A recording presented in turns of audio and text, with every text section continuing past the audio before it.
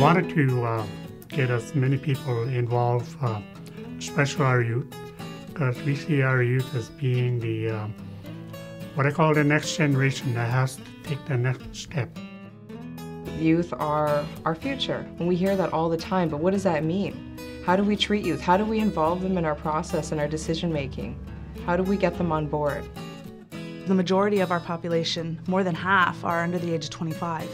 So this is the time where we have to start, getting our youth involved and getting them aware of, the opportunities that are out there.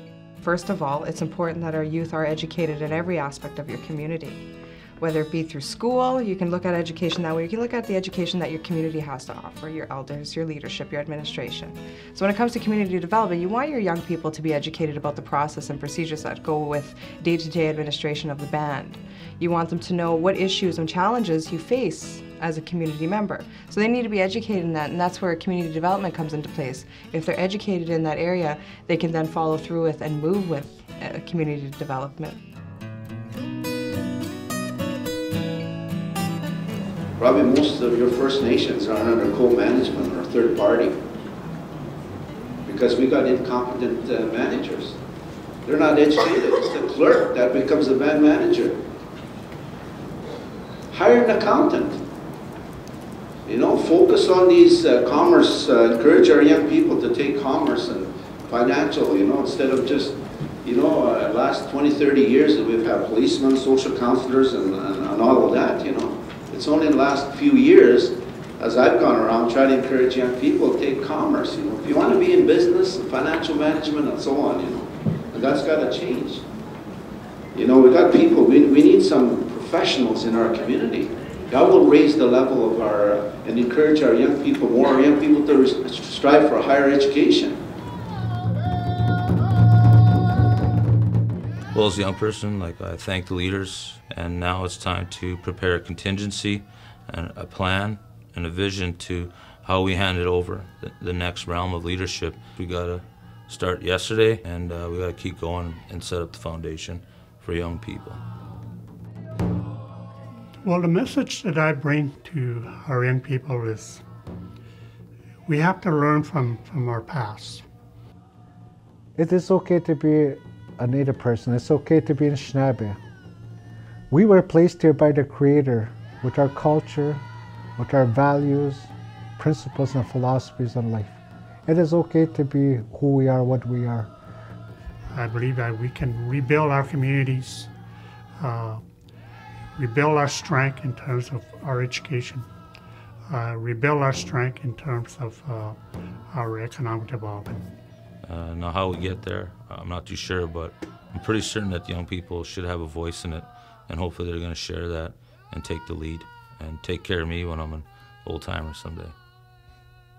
We should gather together. If the leaders listen to the elders, then they'll learn from their mistakes, from them leading before, and then they can teach the youth the mistakes and how to avoid them, and then the youth can put together a plan. And then for future generations to come, it can go down like that. If we just listen, because listening is the key to communication, right? Isn't it? I think so. Arrow Land? I was there once. They thought I was a reserve dog. I think we succeeded well. We look at the numbers turned out very well, and we're happy with the turnout. Overall, I think the conference was really good actually, because we had a lot of our leaders, and they were talking and then there was a lot of motivational speakers talking about their stories. It's been really good. It's almost invigorating to see all these young people. To see all these young people gather in one room for such an important gathering. They might be here for the conference experience, but really, they are going to learn so much because there's a lot of good people in this room, in this conference that I was in today. So it's a really joyful experience and a really educational experience for me too. I'm always learning, so definitely a very well put together conference. Well, I think this conference, not just for myself, but for a lot of the youth or a lot of the people here, is that it's an eye-opener, and I think it's creating more awareness for the youth. And for myself, it has been doing the same thing. I've been learning a lot more about the mining companies and the processes in which they have to carry through in order to, you know, get what they want, kind of thing. And I think it's just a matter of our First Nations and our chief and councils to make the best informed decisions that they can. If you want to bring riches to your people, it's through business. If you want to get wisdom to flourish, it's through education. You know?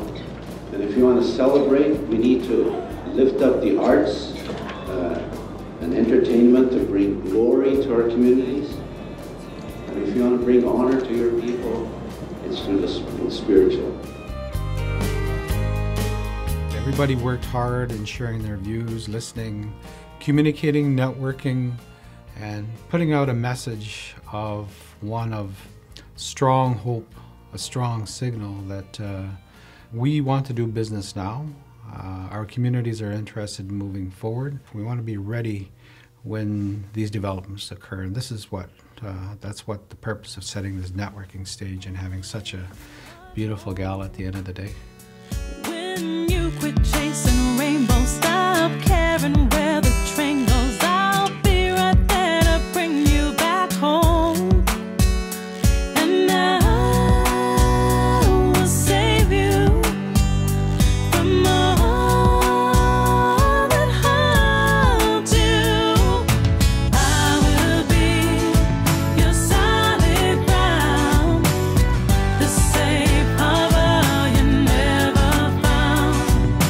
I will be your heart reborn, the shelter in your endless storm. Anything else that you'd like to say? Hi, Mom. I'm just kidding. It seems like